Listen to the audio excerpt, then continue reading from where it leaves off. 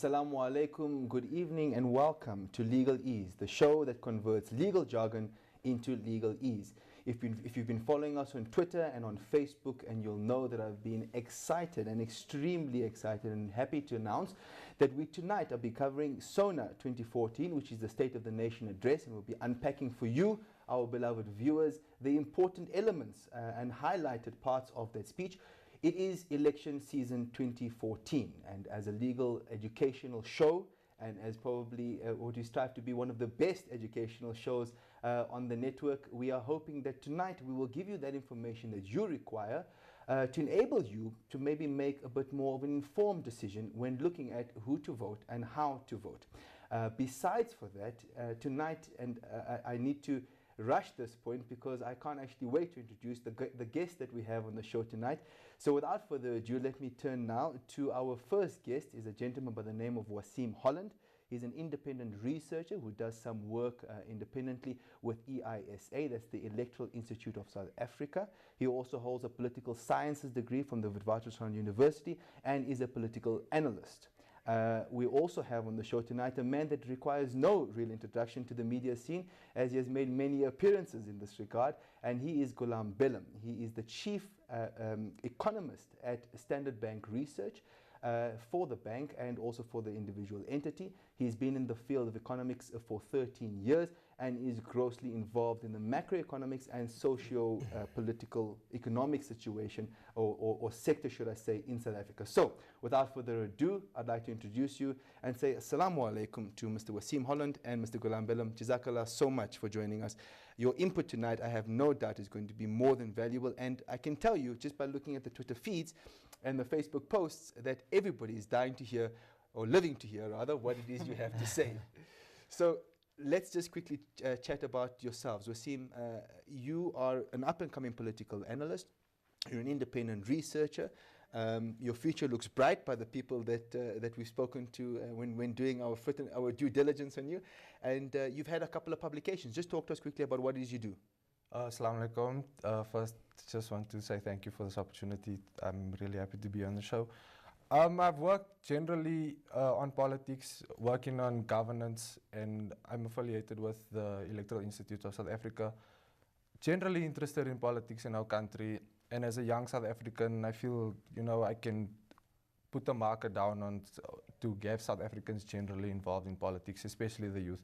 So I feel like I'm representative of that kind of demographic. Interesting. Hopefully one day I'll get to the level of people like you, Goolam, Ballim, Yeah. Hopefully one day. So we all aspire to be there, alhamdulillah. Mr. Ballim, so chief economist, head of research at Standard Bank Research. Just in a nutshell, what it is that you do?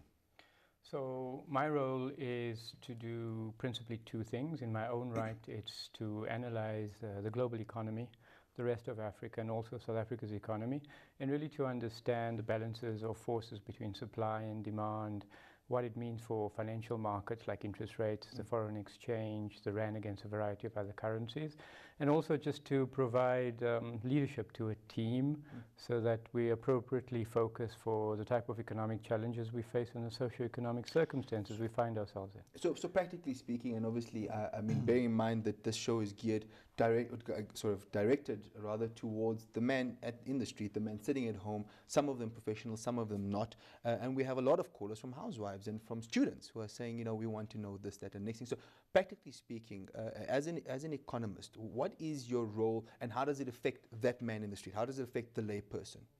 So we would analyze an economy with the hope that we can suggest ways in which prosperity can improve.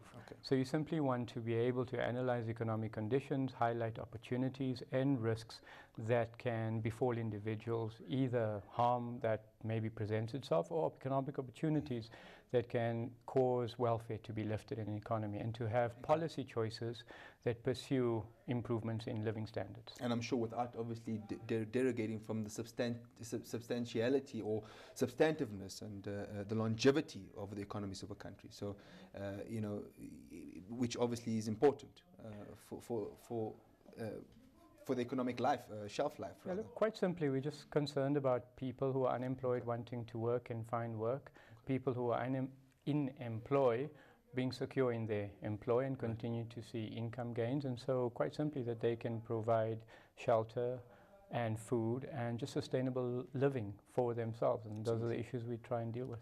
Absolutely. Waseem, so the EISA, Electoral Institute of South Africa, they are somewhat of a watchdog insofar as the political arena is concerned, when it comes to voting, when it comes to elections, that type of thing. What would their role be now? Elections 2014, we're in this buzz, we've heard it on Twitter, we've seen it on the news. What would their role be? So at the moment, I'm actually working on an election update with various other individuals. What we do is we try and get all the issues that are pertinent to the elections. And this is directed from a citizen perspective, so it looks at what are the kind of issues that are out there for citizens with regard to the kinds of parties that they might want to vote for. But then also it's about the electoral processes, whether there's enough space in the media for different parties to be able to campaign well, whether that space is free and fair for everybody.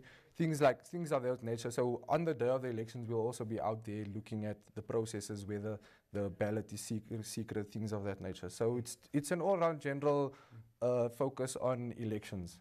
And would you say that as South Africa, as a country, that we are quite high above the standard bar insofar as that process is concerned? Yes, no, that's definitely true. The Electoral Commission of South Africa is held in high regard internationally. Yeah, definitely. Okay, Goolam, you know, when I look at independence, and I ask was the Electoral Institute of South Africa, they're an independent body, and they boast this, you know, a lot of the times. Yeah. Independent would mean effectively that they're not controlled by government, I'm assuming, and secondly that they're funded by an outside source. Is that correct? Would you be able to shed some light on that? Well, I think the idea behind independence is that it seeks to encourage from the public that particular institute will give them objective opinion. Right. It will not be biased or lean to any particular party. It will not necessarily have any ideological tilt, but will seek to appraise the situation and give as an objective opinion as possible, so that individuals are then armed with the best information and on the merits of a situation can make a judgment. So independence, particularly with respect to bodies that want to adjudicate on the political landscape, because we have contesting political parties. We have the ANC, which is a leftist party, and then you have the EFF, which some will argue is a left of leftist party. And then you have the DA, which some will say what do is you more mean on by the the leftist party? I mean, I understand what you're saying, obviously, but bearing in mind I have an LLB degree, we're talking about the layman in the street. When you say, and it's an important question, because we've often heard the word left wing and right wing, and you know, and I'm not saying that that's specifically what you're saying, but what are we talking about? We're talking about simply put, and perhaps this is not necessarily the hardest of scientific description, but the balance of politics you can judge as being the balance between the private sector and its involvement in the economy, and the public sector's involvement in the economy. And exceedingly leftist or socialist-leaning parties will argue for a greater degree of state involvement, a status-led economic motive. So what they would be referring to as a spread, rather, of influence, so from everybody as opposed to just corporate or just private sector or whatever it is? Well, the socialist idea would tend to suggest that the factors of production, the economy is effectively owned by the state. That's what I'm saying. And income or rents that are earned in the economy belongs to all of the people and will be distributed by the state. Whereas more centrist or right-wing agencies or parties will argue for greater private sector involvement, ownership of assets in the economy. Private sector rights and claims to assets will not be touched by the state. So the extremism in socialism, and just to use a descriptive term, readily would suggest nationalization. Again, state ownership of something the economic assets of an economy. In recent times, yeah. Whereas a more centrist or right-leaning endeavor will push for small state and larger private sector in its drive in an economy. Okay. Do you mind if I just ask Goolam? I just want some clarity on something. Just if that's okay. Let me pause you. I'll tell you why. I'm getting a feed that they are up and running in Cape Town. Let's cross to them quickly. Let's hear what they have to say, and we'll also unpack what they're going to be saying as well.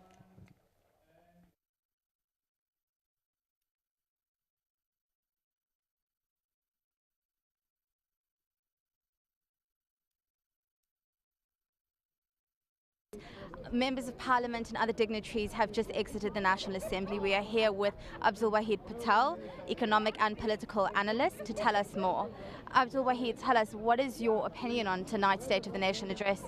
Well, my personal opinion is that I think the president has delivered a very good political but presidential speech. Certainly, in my view, exceeded the expectations.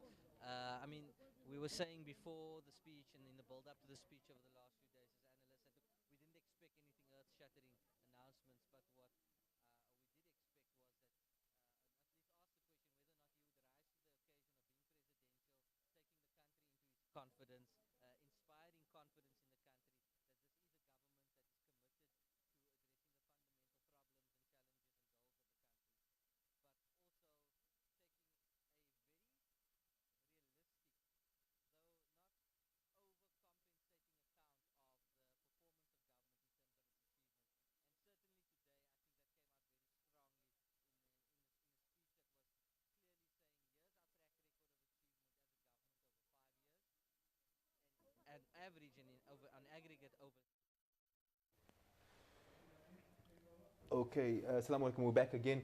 Goolam, we're battling with the feed a little bit on that side, but from what I got from that gentleman, he's a political and economic analyst as well within the country, and he was talking about challenges, economic challenges. Now, I haven't actually gotten into that thing. I wanted Waseem to give us a breakdown of how Parliament works and whatnot, but let's quickly deal with this.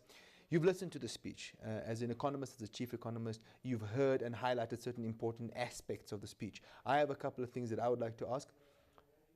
I think we might be coming back online. Let's quickly check with them, and then I'll come back to you on that question, Ma, for the interruption. A plan that is on the table, starting to emerge, but the details of which is going to have to be unfleshed by the new government. I've had the opportunity to speak to a few members of parliament, and the theme I see coming out of this evening is there's been a lot of reflection in the last 20 years of democracy. There's been a lot of reflection on what the ANC has done in the last 20 years, what the ANC has done in the last 5 years, but that's what it seems to be, a lot of reflection. What do you think we can expect to see in 2014? Well, I think if you look at the narrative of this speech, it's basically three things. One, that what the president says, and he calls life being undeniably better in South Africa today than it has ever been and than it was in 1994. Two, that this is a government that has delivered. And three, that there's a plan for addressing the development challenges and delivery challenges facing the country going forward, but also that there's a plan of which sufficient work has already been done in terms of sketching out the framework. So I think the narrative here that's emerging is a very strong one, where he's saying our record as a government in 20 years stands. It's got its blemishes. It can't be taken away in terms of what the challenges are. But that his government is the first to acknowledge that those challenges are real and they do exist.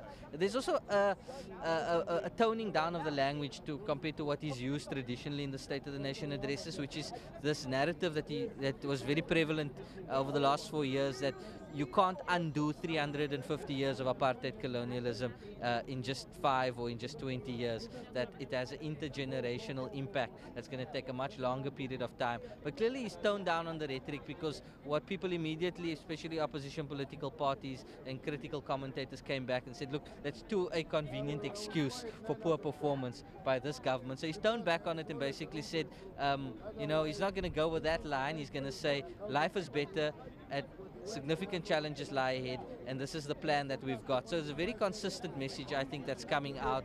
And effectively he's saying, we have a plan, but if you want to see the benefit of that plan, you've got to give us a further mandate to govern. So this was very much an election speech. It was aimed at saying to the country that I'm a president and we are government that know what's going on. We're in charge of what's going on. We have a grip on it. There may be challenges, but we've got a plan to address it. So, if you read the speech over and over again, that narrative keeps on coming out. So he was consistently trying to give a message that's going to shape public opinion, so that when people go to the polls and they see Jacob Zuma on the ballot paper and they see the ANC, it's this speech that they're going to remember.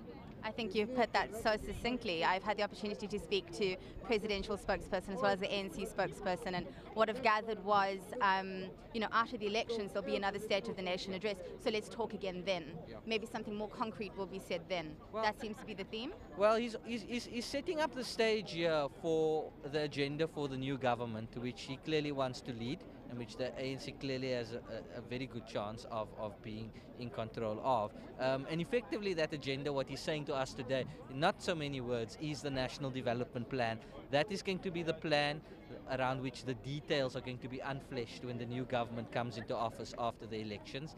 But that this government is setting the stage for that plan to be at the ascendancy of government's program, the apex of government's program for the next 5 years, and everything else will hinge on that. And that's effectively what he said today.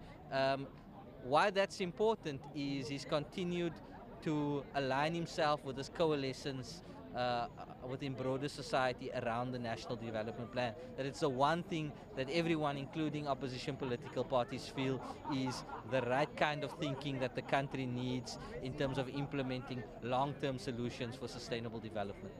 Abdul Wahid, thank you so much for that insightful opinion and advice. We'll now be crossing back to our studios in Johannesburg.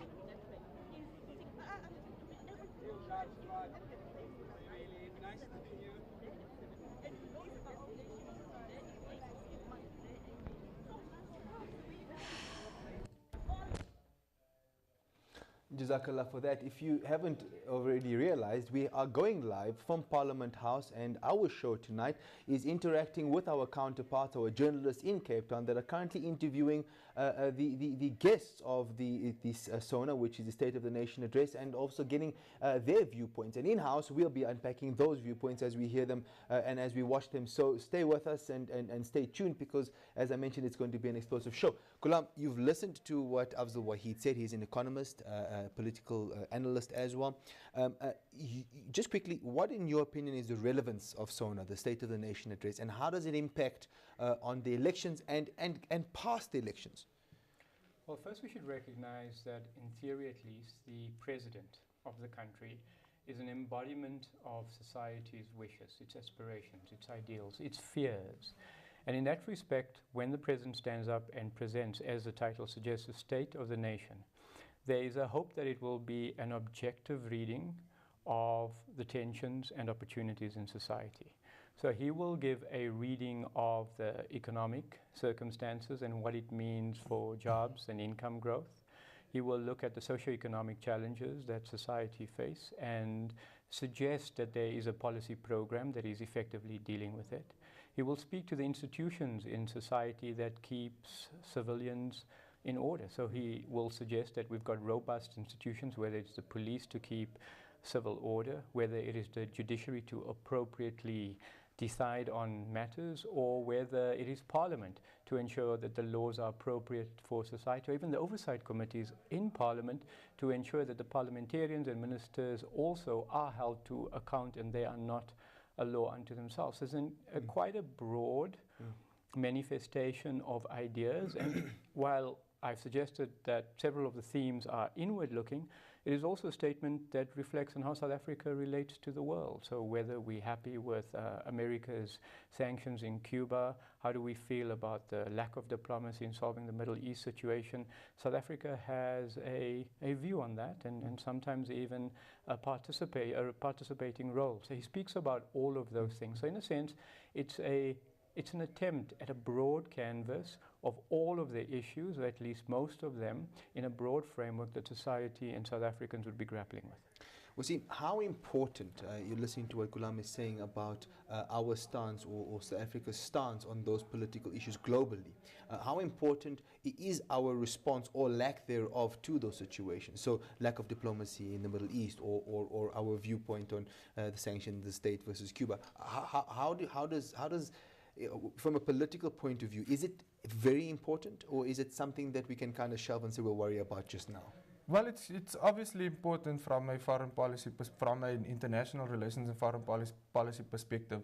And as Goolam was mentioning, this is a platform that the president has to be able to reach all parts of South African society, and then as well the world. So it's also an opportunity for the president to kind of signal South Africa's stance on the whether we align to a certain part segment of the world, or whether we align to a different. What happened in the last SONA in 2013? Jacob Zuma made sure that he highlighted issues about the Palestinian situation and the increase of the Israeli settlements in the occupied territories, and also made sure he Just remind us, what did he say about it? What was his opinion or his? Well, he actually expressly said that South Africa is in support of the Palestinian people, as well as against the continued settlements in that is, and so. And also about mentioning Cuba, so it's kind of. Let me pause you one second. We've got Mac Maharaj coming out of the Parliament House, and he's going to be interviewed in a few seconds. Let's quickly cross to that, and I'm going to catch up with you because I think what he's going to say is going to be relevant to what you said. You can go through. We are here with Mac Maharaj, presidential spokesperson. Mr. Maharaj, please share your thoughts and views on this evening's State of the Nation address. I think this evening was a very special occasion because it comes at the end of the fourth administration, but it also comes at the end of 20 years of democracy.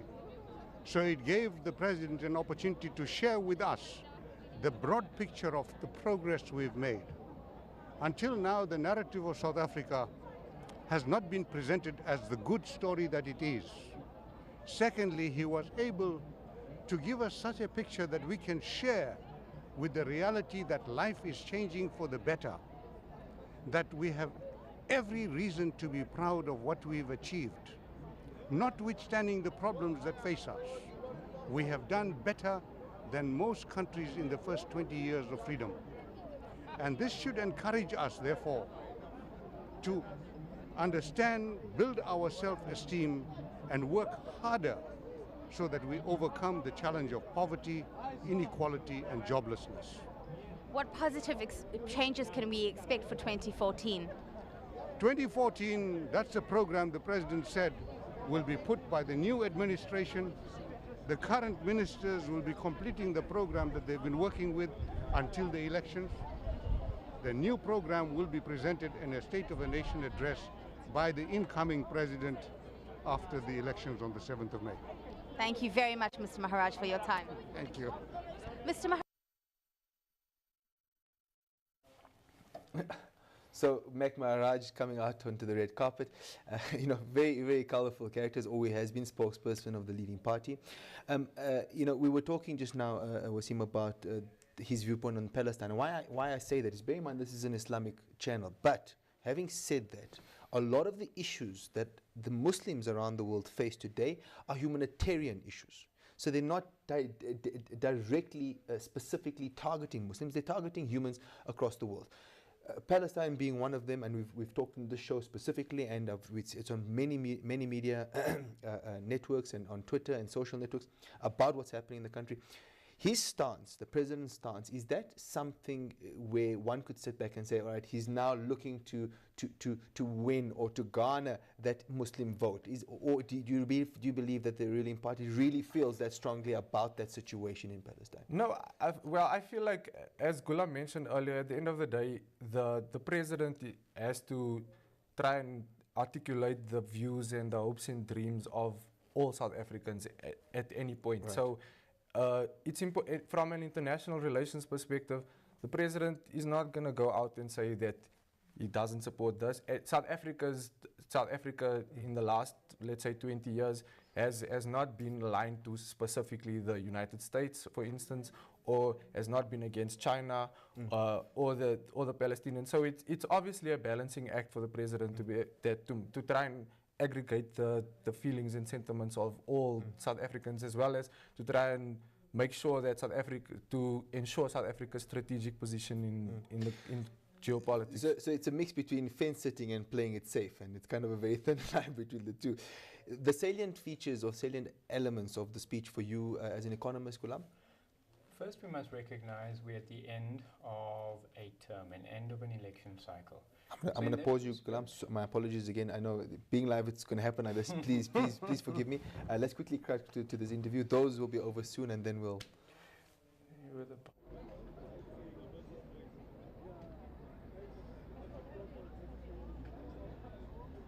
Live TV. Okay. Yes, so there's always bound to be a few glitches. Sorry, it'll just be a few moments. So I'll just ask you your views on this evening's State of the Nation. Okay. Good evening, Assalamu alaikum. Welcome back to Cape Town, where we are coming to you live from Parliament. This evening we are chatting to... Agwere Mandasha, salam alaikum. Excellent. Sir, tell me, what are your views on this evening's State of the Nation address? Now, the State of the Nation address was quite coherent. The President accounted to the nation for the work done over the last 5 years. He reminded the nation of the 5 priority areas we tabled as the program for the 5 years and accounted on each one of them. The economy and jobs, education, health, land reform and rural development, and fight against crime and corruption. He accounted in each one of the 5 priorities. And what was laid out as a plan of action for 2014? What was laid out, basically the President tabled what is work in progress, the projects that are underway, whether it is on water, whether it is on power, whether it is on roads. Those projects are work in progress. Therefore, 2014, we'll have to complete those projects. Number 2, he tabled a report on education, particularly the question of making grade R compulsory. It's quite important in preparing kids, because at this point in time, preschooling is a privilege of the elite. And the state is taking the responsibility of ensuring that a child from a poor household accesses preschooling. And to us, that is quite important to prepare, ensure that a child from a poor household is not deprived an opportunity to succeed in life and study. I know education has been at the forefront of the agenda this year. Tell me, the ANC agenda to make grade R compulsory, how did that come about? Why did you feel that that was a very important stage not to be ignored? And what were the statistics of the amount of children who were previously enrolled in grade R in the country? You must remember that in 1994 there was no grade R. There was no preschooling. It was something done quietly, privately. Today, 700,000 kids are in grade R. Now, if you take grade R and take preschooling in general, it is getting extended to benefit poor households. The emphasis on the part of the ANC is to ensure that the economic status of a family must never be determinant of the development of a child. A child must develop to full potential irrespective of the economic status of the household. So from 700,000 to over 1 million will be an uphill. Do you feel that President Jacob Zuma has laid out a firm foundation for 2014, regardless of the fact that there will be a second State of the Nation following the May 7th elections? Do you feel that he has laid out a solid plan? Look at the 3 power stations that are under construction. That is talking to energy as a catalytic sector. Look at the 3 dams that have been completed. That is a catalytic sector. The work that is done in ICT, the work that is done in water and infrastructure, all that work constitute foundation and is catalyst to the work to be done into the future. Because the time spent on mining is quite important. That time is not spent on mining. It's spent on mining as a contributing sector to the economy in the country. On the topic of mining, there has been much unrest in the mining sector in 2013. How did President Jacob Zuma address this issue in his State of the Nation address? He appealed to leadership. That's what I summarized as what he said. Because if there's no leadership, the sector can be destroyed easily. Because arrogance and egos destroy what you have. Because you are being personal. If you are a trade union leader, you can demand as high wages as you like. If you destroy that economy, those wages will mean nothing. Because there will be no people who will earn those wages. If you are an employer, you are stubborn. You will destroy your mine, and it takes time to develop a mineable phase in a mine. So what was the appeal by the president was an appeal for leadership in the mining industry. The other issue that has massively affected South Africa this year has been violent protests on service delivery. How did President Jacob Zuma tackle this issue this evening? He made 3 points there. 1, the right to protest must not be tampered to. Because if you have services to 95% of a community, the 5% that doesn't have access to that service has a right to protest and demand that service. So you can't ask the 5% to be patient. They are impatient, therefore the right to protest is embodied in the Constitution. But he made a very important point by saying the right to protest cannot equal to the right to destroy property and life. So if the character of the protest become violent, it is destroying that right. Equally important is the way police handle protests. If one life is lost in the hands of police during protest, it is one life more. Sir, please tell me, in 2014, how does the ANC hope to change the nature of these protests? That is educating society, and society itself must not tolerate violence, because when a few agent provocateurs lead a community down the path of destruction, society must object. That is the first thing. Number two, police must be firm in dealing with those without killing anybody. They must arrest people who are agent provocateurs and ensure that people protest within the framework of law. After you had the Khayelitsha police probe here in Cape Town, how do you feel police are at capacity? Capacity for the police is always work in progress. It should continue to be improved. You know, I'm a great believer that improvement is something that is continuous and it is incremental. You must continue investing in it. When you deal with improvement as something that is instant, you are not aware of the difference between natural science and social science. Natural science, you mix water and syrup, you drink, you produce a cool drink. In social science, you persist, you are consistent, you intervene, you work hard all the time. That's how you change society. Thank you so much for that insight, sir. Engos. Thank you. Shukran. And for now, we are concluding our broadcast here from Parliament in Cape Town. We cross back to our studios in Johannesburg. And then shukran to Mr. Gwede Mantashe. Goolam, I think that everybody kind of, and Waseem, I think everybody kind of highlighted the same important elements, being tourism, mining, unemployment, protests and service delivery, and then obviously crime is what he mentioned now at the last stage. Is that similar to how you perceive the important elements of the speech? From an economics point of view, it might be different? I think if we just step back and not be too distracted by the detail. So this was a naked posture at the forthcoming elections and an attempt by the ANC to garner a stronger vote than it otherwise would be the case.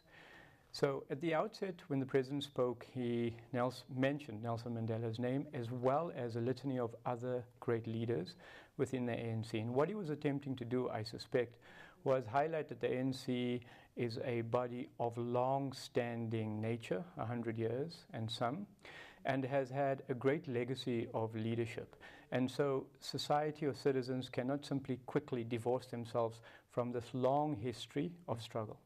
The second thing he did, and quite potently he highlighted it was the ANC that brought the death knell of apartheid. And that's meaningful because there's no other party contesting in the forthcoming elections that can claim that significant achievement. That flag Exactly. or take that badge, so to speak. Yeah. Exactly. And that therefore suggests that the ANC holds significant currency in having the party that assaulted apartheid and brought it to its end. And in that respect, there should be no contest going into the forthcoming elections. He then took it slightly further by suggesting we've built institutions over the last couple of years. We were a party that was ready to govern, and we've built institutions because it's institutions that holds society, civilized, organized, and protect society from harm. Perhaps the next point that he sought to highlight was that the ANC has done a fairly wholesome diagnostic of the South African economy, of broader public life, and they fully appreciate what the priorities are, whether the goals are to alleviate high levels of unemployment, to extinguish poverty, to reduce inequality. Those are the goals, but the mechanisms to do that is through heightened emphasis on certain economic sectors, and he spoke about tourism and agriculture and manufacturing and the green economy. And he focused heavily on mining. And he mentioned that it deals with 500 million jobs. Half a million. 5 million. 5 million. 500,000, forgive me. Half a million jobs, 500,000 jobs. And he mentioned that is a massive, massive income earner, and generates a substantial amount of revenue. But then again, we've had Marikana. So having regard to that, Waseem, I mean, is that not something that he should have dealt with, should have preemptively, rather than kind of now saying, okay, we're going to try and fix it? Well, I think the president did exactly what he needed to do with regard to addressing the issue of mining because of the strikes that have happened recently.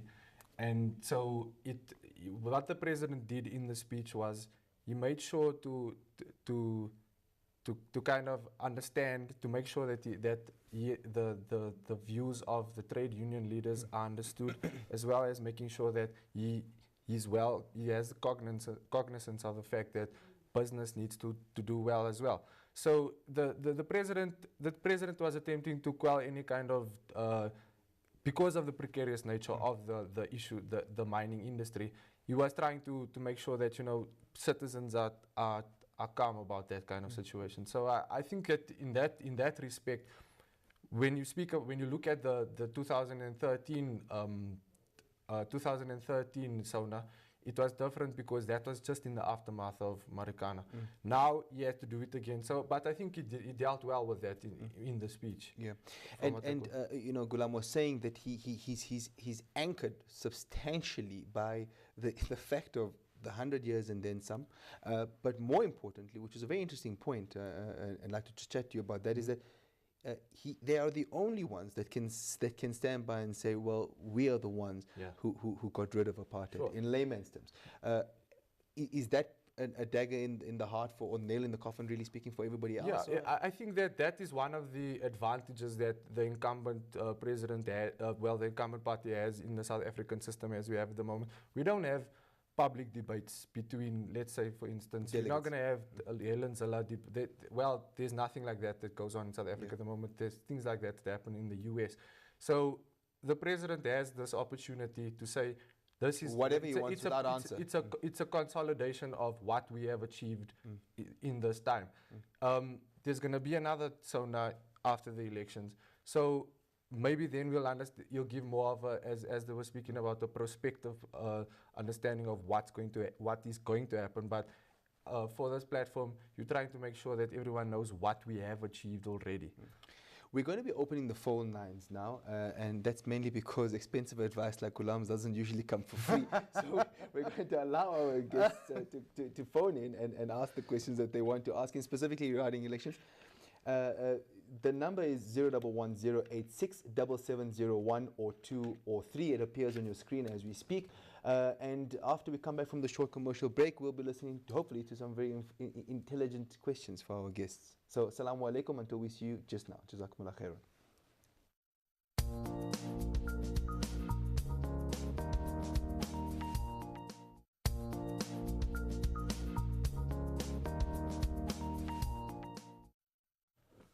Assalamu alaikum once again. We are back with Legal Ease and our guests for this evening. If you've just joined us, and I hope you haven't because you've missed out a lot, we've got Waseem Holland, the political analyst and independent researcher who does a lot of work with EISA, the Electoral Institute of South Africa, and of course Ballim, the chief and the head of research at Standard Bank Research, and is an economist, a very experienced one. Once again, we would like to tell you that the phone lines are open. Those numbers are 011-086-7701 or 2 or 3. Call in. We are standing by to take your calls when you do. Goolam, so we were talking just a bit earlier before the break, and we were having a discussion. Now, it seems as though it's a guarantee. Will the ANC win the elections? Now, I mean, if you ask any man in the street, the probable answer is yes. But behind the scenes, is winning just winning, or is there something else that can deal with it? And if I could get both your responses on that. Goolam, with you? So there's a very strong likelihood that the ANC will get the majority of subscription, the majority of votes. But one has to also acknowledge that in 1994, the ANC garnered just under 70% of the national vote, 69.69%. And even in 2009, they were still fairly successful, garnering 65.9%, just a fraction under the 2/3. The question now seems to have tilted towards whether the ANC will fall below the threshold of 60%, signaling some level of disgruntlement, some level of disenchantment with the ANC. And is that a realistic fear for sort of ANC supporters and leadership? My sense is like the matric results. The veneer of even a 62% or 58% outcome, while it may be fairly significant in signaling that the ANC is still South Africa's popular choice, my sense is that you're going to see a notable slide in the ANC support in the Eastern Cape. You will probably see diminished voter support in Gauteng, in the Free State, very likely in the within Limpopo. the smaller provinces that we're referring to. Right, so Limpopo as well as the Northwest. In other words, the provincial statistics is likely to show that the ANC is losing support. However, the heart of the ANC has shifted from the Eastern Cape towards KwaZulu-Natal.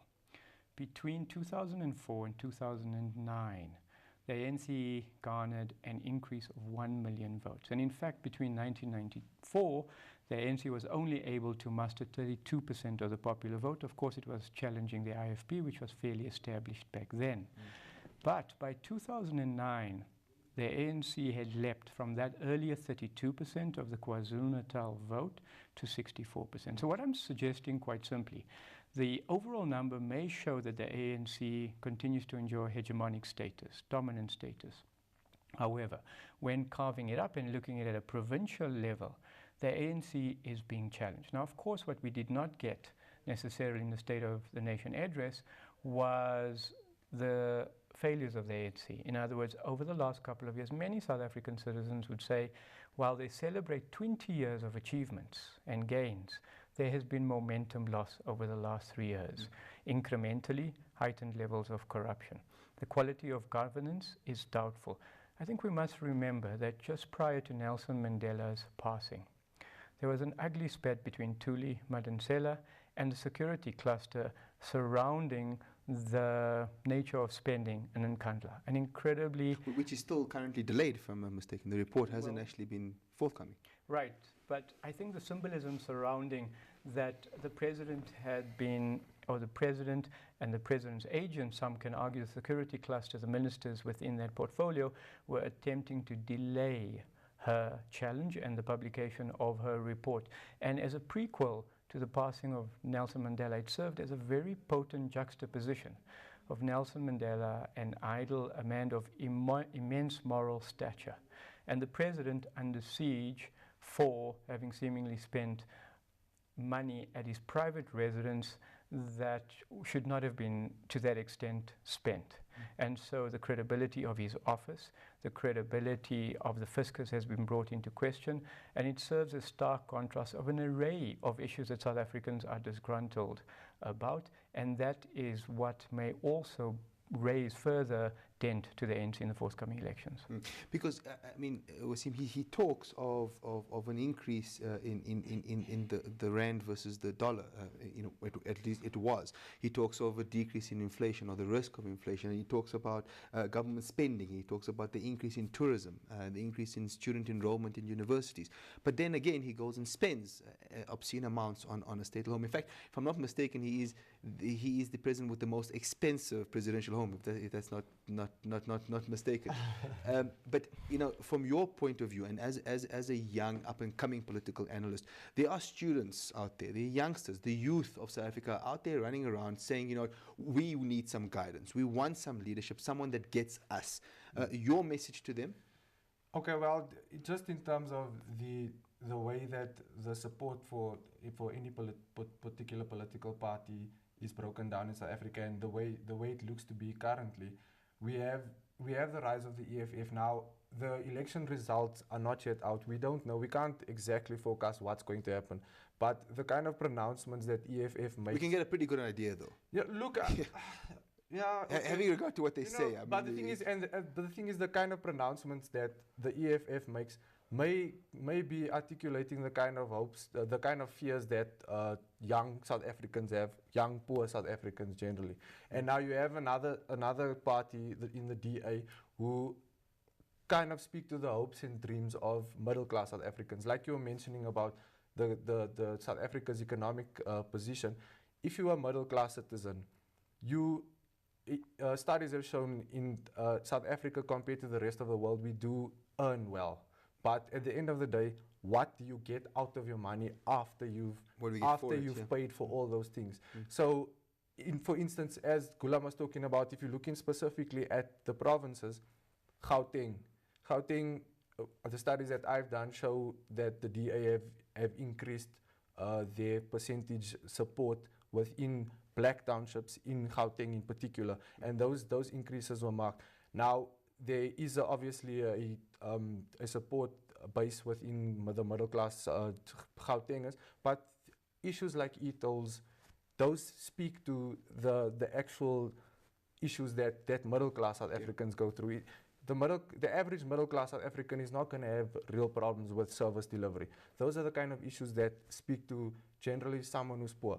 So those are the kind of that's the kind of the kind of pronouncements that EFF makes would speak more to the sentiment of young South Africans that are poor, and it depends on the level of class that you on your class status at the particular time.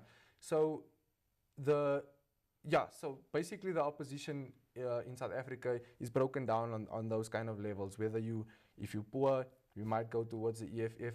But also, as these service delivery protests show from before, you might not really shift your vote because you're upset with the ANC. You might go straight back and vote for them again. Because isn't it a question, Goolam, of, and I use these words lightly, but it's just a manner of speaking, rather the devil you know than the devil you don't know. I mean, is that somewhat of what voters are thinking when they go to the polls, or before that even? Identity politics is still a significant feature of the manner in which South Africans vote. And to put it quite crudely, black people will be inclined to vote for the ANC.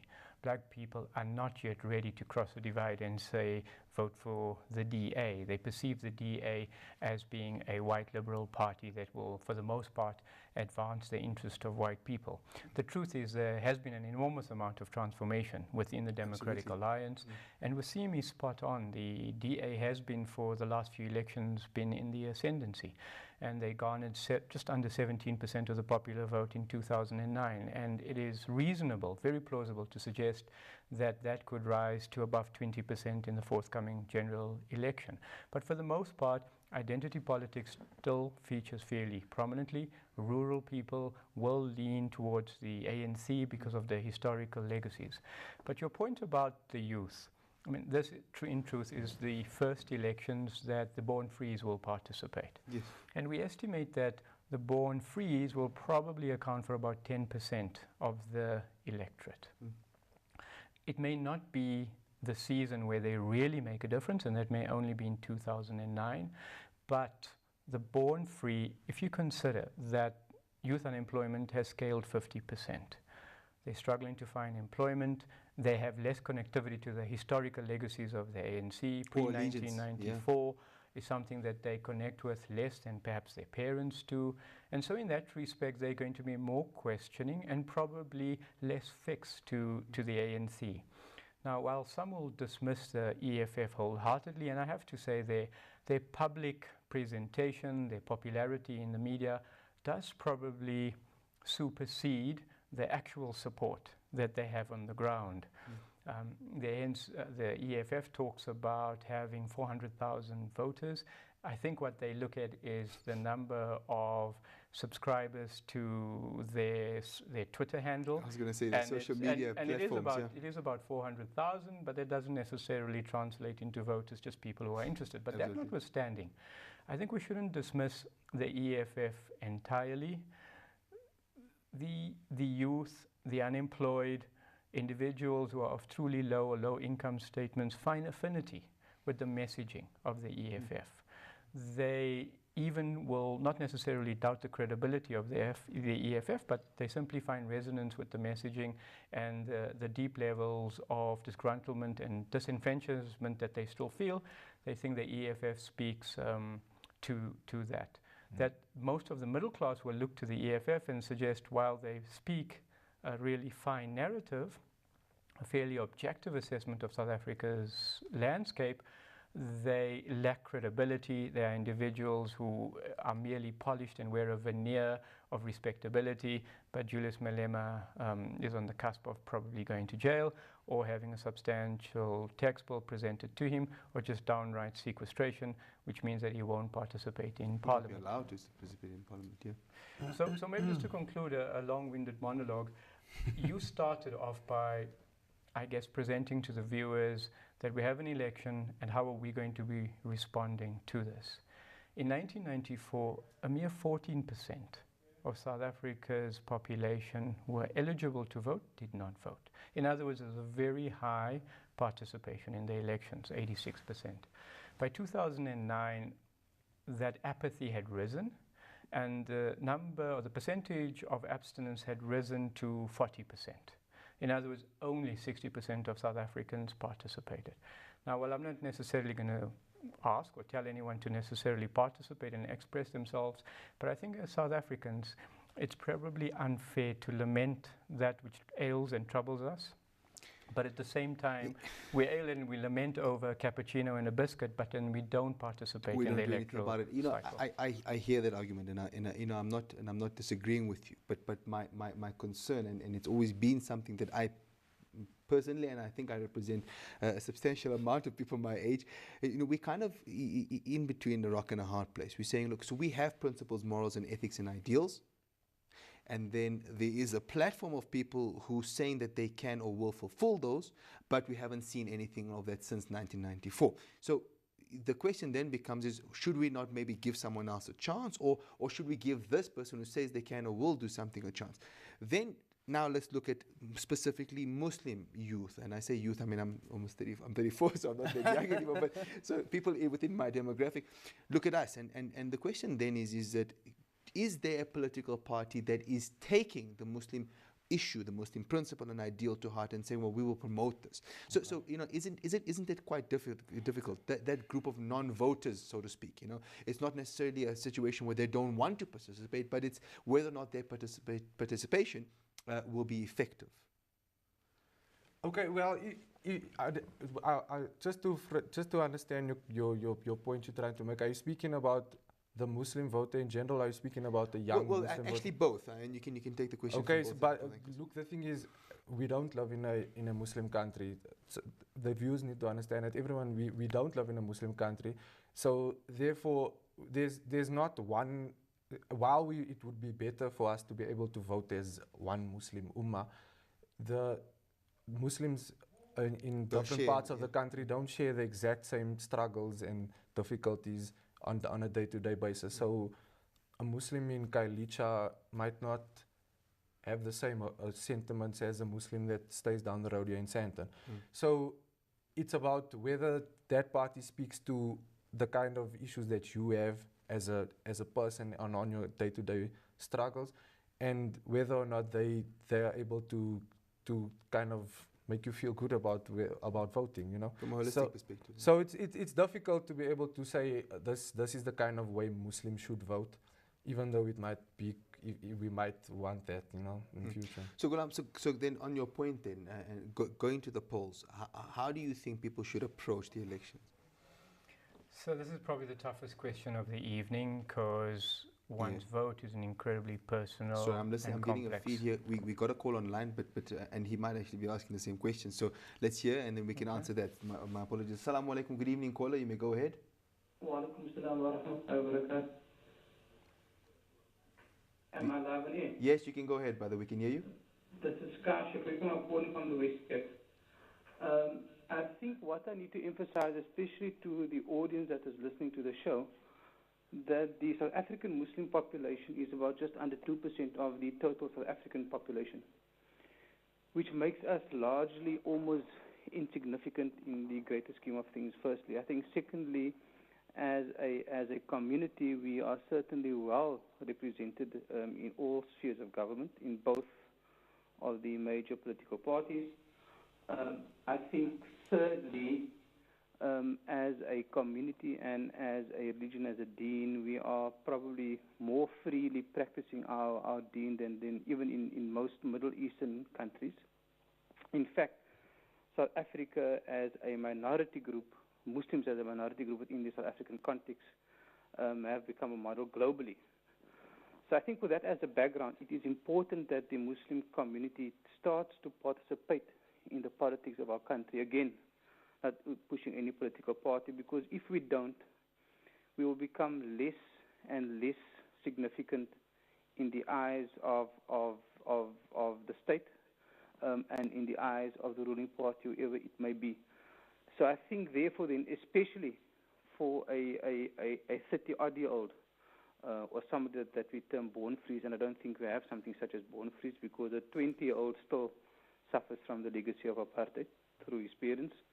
I think it is imperative that we encourage our community to participate in organizations, in civil society, and in politics, and not to participate within Muslim organizations only, but to participate as a Muslim within the general civil organizations that are out there.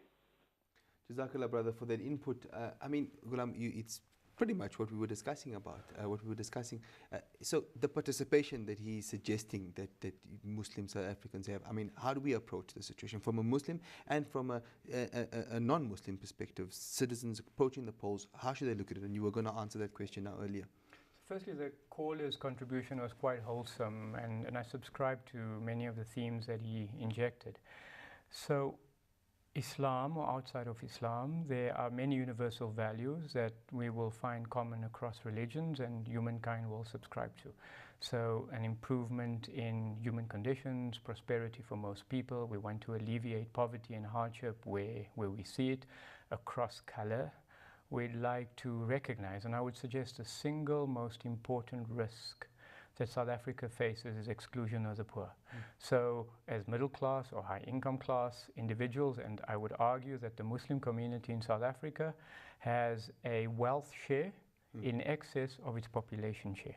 So the caller mentioned we're 2% of the population, and he's basically suggesting we're 1 million people in a 53 million person society, but our wealth is in excess of that. And I'm suggesting that exclusion of the poor, especially black Africans, because 8 out of 10 people that you will meet in South Africa is black African. Absolutely. And their exclusion is the single most important risk to political stability and economic stability. And for the moment, the service delivery protests are on the urban peripheries, but we do shelter ourselves with high walls and electric fences and quasi-taxes buying security. And those things are there, and unfortunately... And so forth. Yeah. So in a sense, when we're voting for a party, I subscribe fully and I respect the idea that there are the substantial Islamic ideals, which we must never dislodge from. Absolutely. Then there are the moral codes, which are common, and perhaps, and I'm not suggesting any particular bias to an individual listening, but there's the moral codes that we think a particular party best espouses,